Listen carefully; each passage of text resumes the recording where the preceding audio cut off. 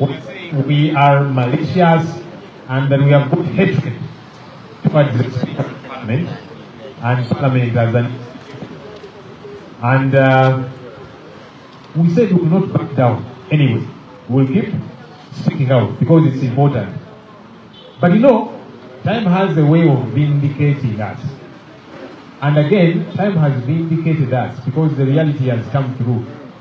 The same people who were castigating us at the time, charading us, calling us names, saying we are malicious, today they have joined us in saying, but wait a minute. No, this corruption in Parliament has been too much.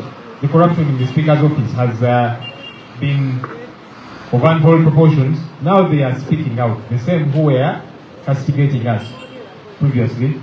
And that's why it's important not to back down. When you believe in a cause, you keep pressing on. Because time has now vindicated us. Time has vindicated the young people who were marching to Parliament and they were beaten up and they were arrested.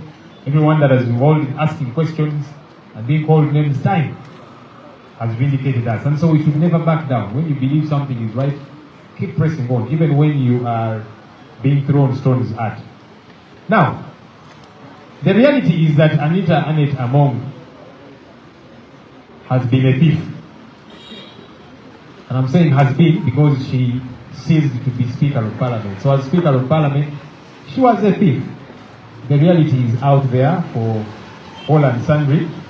And we are glad that action is being taken in that direction. Investigations are happening. Because it's important for investigations to happen about her and all her accomplices to be brought to court. The reality though is that we are not too excited at this point.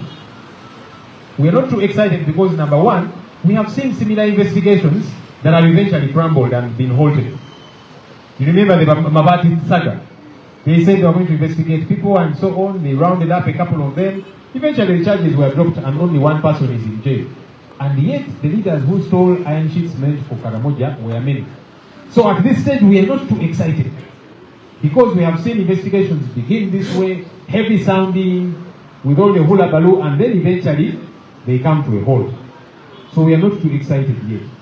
The second reason why we are not too excited yet is because we are not too sure this is just a fight against corruption. Yes, Anita Among is a thief, but there are many other thieves that have got to be brought to book, that we want to see being brought to book. When we began this noise about the happenings in Parliament, I wrote to the Inspector General of Government twice, saying, please come and investigate Parliament. Investigate the Parliamentary Commission and so on.